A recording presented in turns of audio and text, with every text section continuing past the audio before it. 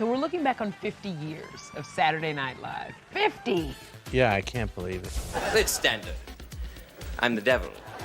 I was on their 11th year. So I was on it 40 years ago, and that just, I can't compute it. It seems insane. It is wild, it really is. But also knowing not only were you on the show, I mean, you are such a key part in the history of the show. Yes.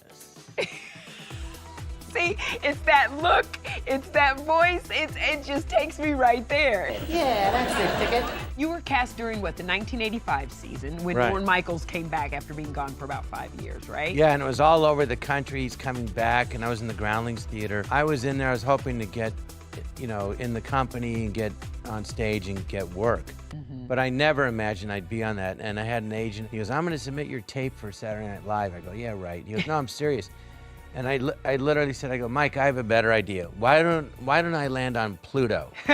Why didn't I do that?" And he kept saying it, and I started yelling at him. I go, "Would you just shut up?" Because to me, it was another world. Yeah, Lorne Michaels got your tape, and then what was the audition process like for you? Back then, I did like 4 characters, and Tom Davis and Al Franken were producing it, and so I did my characters for them, and then we had to do it at this huge rehearsal hall in front of like 35 people. And look at this. Why, it's a mackerel with a ball in his mouth. Well, who would have believed it? Yeah, because Al Franken thought it was so funny.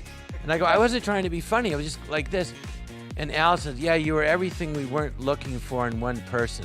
I'm like, "Oh, thanks a lot." I promise not to annoy you anymore. So I was so mad, I go, "Yeah, I'll show you." When I got like the Tonight Show, you got to go for it. Or not. You either fold or you go for it. And to be on the show, it's a chance to have a real shot at it. But there's no guarantees. But that's what I want, and it's tremendously, exciting, and I can't believe I'm here. And just talking to you. Season 11 of SNL is called The Weird Year because the show was in the middle of a huge transition. In an effort to avoid being canceled and attract younger viewers, they brought in a totally new cast of 9 comics, including Damon Wayans, Dennis Miller, Randy Quaid, Anthony Michael Hall, Joan Cusack, and future Oscar winner Robert Downey Jr. Does the phrase chowder mean anything to you? Oh, yeah. It says to me fish. When you were on, that year was kind of like a major transformation year for the show. So did you feel going in like, okay, there is a pressure for us to reinvent? I just couldn't believe I was there. And then meeting the cast, and they were all really so talented and so nice, and I was just thrilled to be there. But I remember on the studio's on the 8th floor, so on the 9th floor is the upper bleachers of the studio.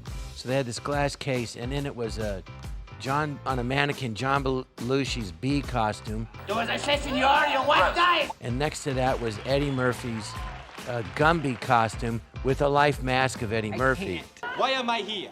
Why am I here? And I remember looking at it thinking, oh, what am I gonna do? I go, I'm not them. It's like, I can't do what they do. And I thought, well, I'll just be funny the way I'm funny, and then the audience will like it or not. The press started just slamming us, and then back then there was no social media, so TV Guide, I'll just say, they did a review of the show and slammed it, and by then we'd done 11 shows, but they only talked about the first 3, so they didn't mention that about a lot of great sketches, and my liar character, by then the whole country was imitating it. Right.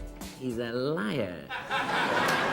Hello, my name is Tommy Flanagan, and I'm a member of Pathological Liars Anonymous. In fact, I'm the president of that organization.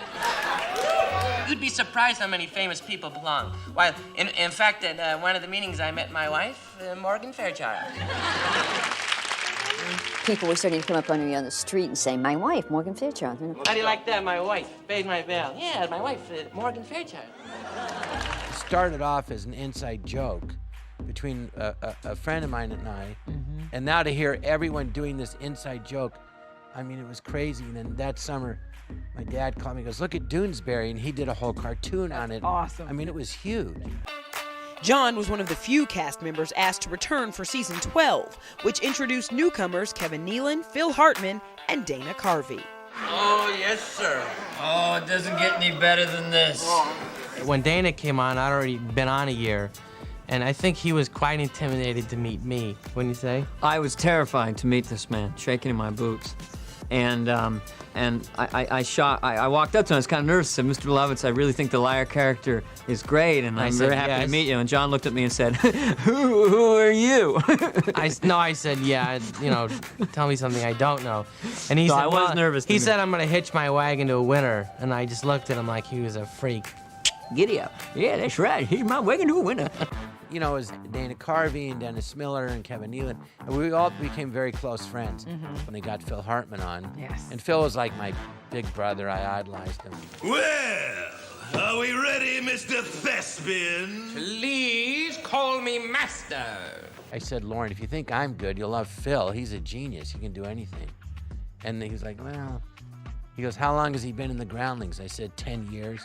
He goes, well, if he hasn't made it by now, don't you think there's a reason? And I said, yeah, I guess. But I remember thinking, how can someone be that talented and not? And the real reason was he didn't want it. In fact, he goes, I like my life. I don't want to be famous. And he got offered the show. Really? After the audition, he turned it down. Really? Yeah, and then he changed his mind. So I called him, because I was trying to convince him to do it after he turned it down. And then he said yes.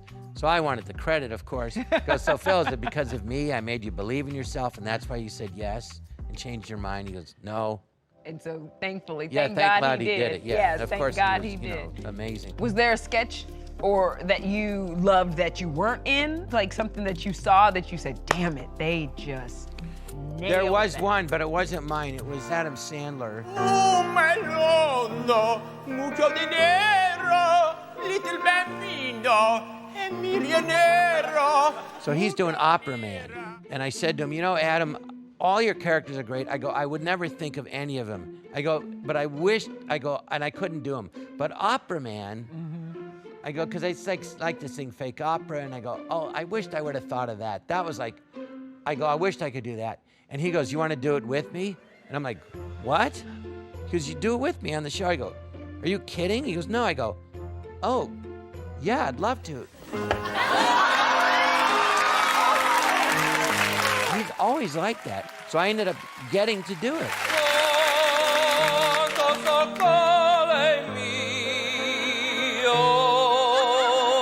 From behind the desk came me and then Glenn Close, and we got to do it. That's awesome. I know, it's so funny.